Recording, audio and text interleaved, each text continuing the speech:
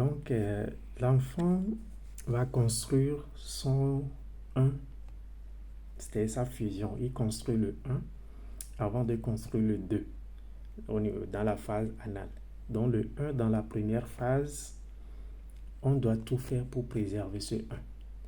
Parce que toute rupture précoce va créer en fait un choc dans la construction de cet enfant. Toute rupture. Maintenant, il se peut que la maman décède aussi à la naissance, ce qu'on ne souhaite pas. Mais c'est des situations qui arrivent. Dans ce cas, qu'est-ce qu'on fait? On essaie de trouver un substitut. Donc l'enfant va construire en fait le 1 sur le substitut. Ça peut être la grand-mère, ça peut être une tante, ça peut être une autre personne, mais sur laquelle l'enfant va construire le 1. Maintenant, ce qu'il ne faut pas faire, c'est que l'enfant soit aujourd'hui avec telle personne, demain l'enfant soit avec une autre personne, après demain l'enfant soit encore avec une autre personne. Surtout dans cette phase-là où il est en construction de son unité, de sa fusion, le mettre ici aujourd'hui, le laisser encore avec une personne demain, ne permet pas à l'enfant de faire vraiment, ne l'aide pas dans son développement. Donc c'est très important que nous ayons en esprit que c'est la phase orale et c'est au cours de cette phase orale, il faut préserver une sorte d'unité mère-enfant, le 1, parce qu'il faut être 1 pour être 2 après.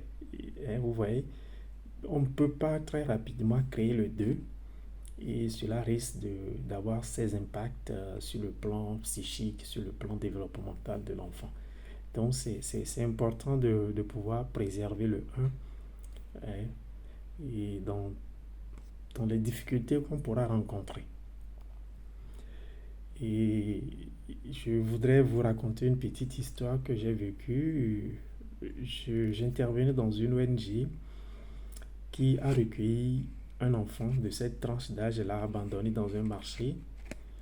Et là, dans le centre, le système de fonctionnement se fait de telle sorte que on a des mamans, plusieurs mamans, donc plusieurs intervenants, et puis des papas qui passent aussi dans... Mais ils ont un système de rotation.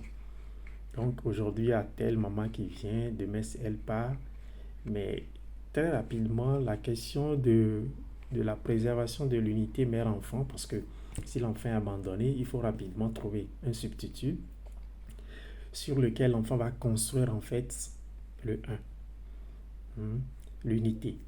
Maintenant, si les mamans sont dans un système de rotation, ça devenait un peu compliqué de pouvoir assurer l'unité là dans le développement de l'enfant. Donc finalement, on a réfléchi et on a trouvé qu'il y avait une adolescente et un peu plus âgée dans le centre. Donc des grands adolescents, comme on le dit, donc c'est une grande adolescente. C'est elle qui a dû prendre l'enfant parce que c'est sur elle que l'enfant, on a dû faire construire l'unité chez l'enfant.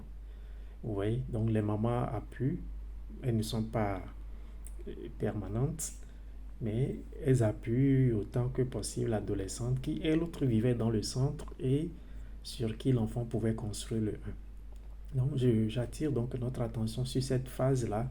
C'est la première phase du développement de l'être humain. Il faut vraiment que nous préservons cette unité mère-enfant. Il faut vraiment que nous aidons nos femmes ou nos mamans à pouvoir se rendre disponibles pour l'enfant parce que nous avions parlé d'autres zones érogènes, le regard, les câlins, qui aussi aident beaucoup l'enfant dans cette période-là pour se développer. Donc, ce qui est très important, c'est de favoriser l'environnement pour la maman et pour l'enfant pour qu'il puisse grandir très bien.